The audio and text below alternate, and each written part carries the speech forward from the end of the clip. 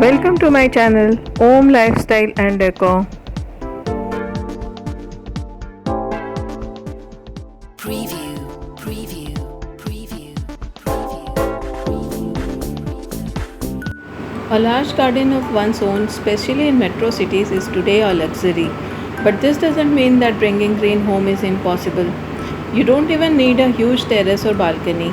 All you need is a little space right inside your home for the beautiful and useful plants. They instantly add color, vibrancy, and a breath of fresh air to your space, no matter what the size. So today I will be showing you some indoor plants which are tough enough to withstand almost any neglect from their owners. We'll let you know about their requirements and maintenance. Towards the end, I will also share recommended number of plants you need at your place to keep the air clean around you. So stay tuned. Meanwhile, subscribe to my channel for more such tips on regular basis if you haven't already done so. Now let us just get growing.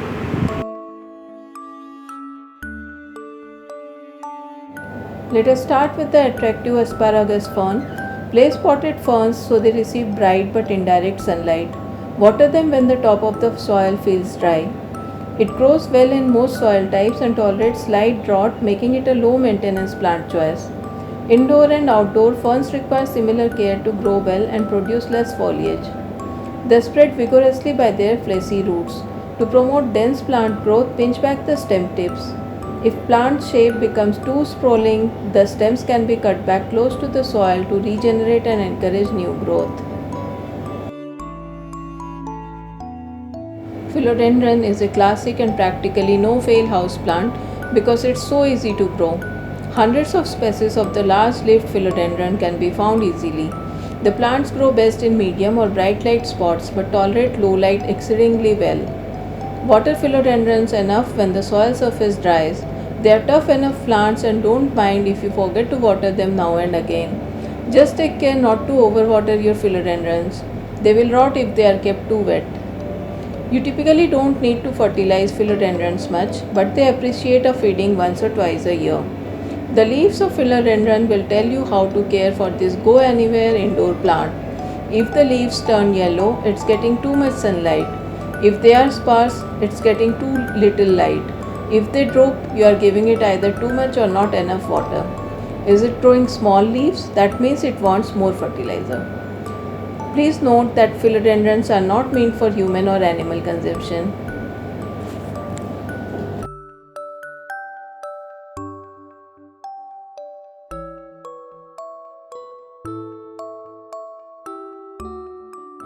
The third one we will talk about is Alocasia, commonly known as elephant ears. These plants comes in all shapes and sizes. Alocasia are most valued for their gorgeous leaves that are heart or spade shaped and beautifully colored in gleaming shades of green, purple, bluish green and red. Their uses range from indoor houseplants, landscape specimens and mixed containers centerpieces. You must avoid both direct sunlight and very dark and gloomy spots for your plant. Protect it from full sun as the harsh rays will scorch the plant. Water the Alocasia often enough to keep the soil consistently moist and ensure that it doesn't dry out completely.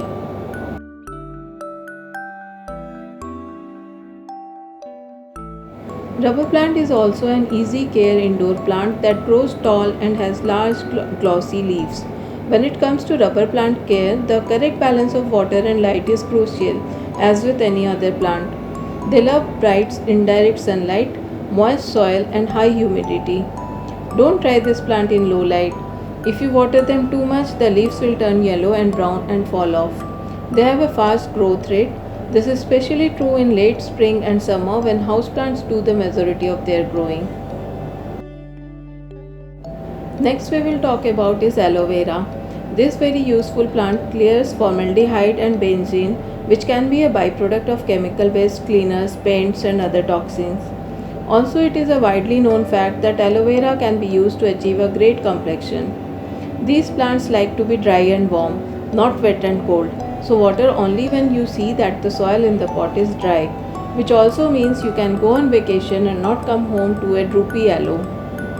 The best spot to keep this plant is a sunny window as it loves indirect light. With indoor aloe vera, you will have instant medication on hand for scrapes and burns.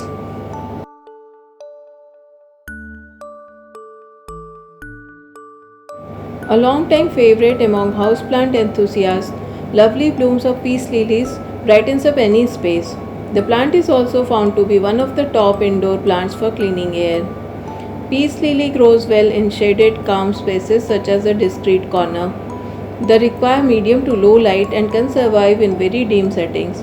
Peace lilies will even grow well under fluorescent lights, making them a good option for bathrooms or offices with little light. But with no light, they won't flower. They only needs to be watered when the top of the soil is dry. Peace lilies are not heavy feeders, so fertilize only occasionally. Green flowers, weak looking flowers, or a general lack of flowers can be caused by improper fertilizing. In the case of green flowers, cut back on fertilizing. In case of weak looking flowers or a lack of flowers, try switching to a fertilizer made for flowering plants. All parts of the peace lily plant contain calcium oxalate, a substance that may cause stomach and respiratory irritation if ingested in large amounts. So keep them out of reach of small children and pets.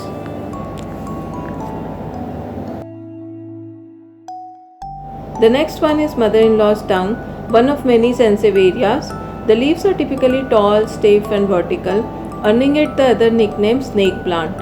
The plant is best suited for bathrooms since it filters out formaldehyde, which is commonly found in personal care products. It is also one of the top air purifying plants. These are tough to kill. Going out of town and have no one to take care of your plant? No worries. Forgot to water it on time? Again, no problem. This plant can be neglected for weeks and will still give you long, fresh leaves. The only thing to keep in mind is that they can easily rot, so they need to be planted in free draining soil. Indirect light is ideal for these plants along with light waterings that take place only after the soil has fully dried. Place it in an elevated planter to add interest to an empty corner in your hall. Last but not the least, we will talk about Areca palm. This leafy plant can be grown anywhere in the house in indirect sunlight. Make sure it is not exposed to direct sunlight or the leaves will turn yellow. The plant can grow as high as 30 feet outdoors, but it is restricted to about 7 feet at indoor locations. Put it in a small container and the crowded roots will help in limiting the size of the plant. Water enough to keep the soil moist and let it dry a little between watering. Areca palm makes a lovely focal point with its height and playful fronds. You can create a dramatic effect using proper lighting at the bottom of the tree. All these popular indoor plants diffuse toxic chemicals including formaldehyde, which can cause irritation to nose, mouth and throat, benzene, which can cause irritation to eyes, drowsiness, dizziness, increase in heart rate, headaches and confusion, trichloroethylene, which can cause dizziness, headache, nausea and vomiting. So to improve health and reduce fatigue and stress, have at least one large plant per 100 square feet.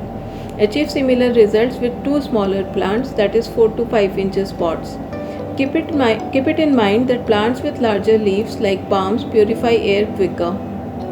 So that's all for today.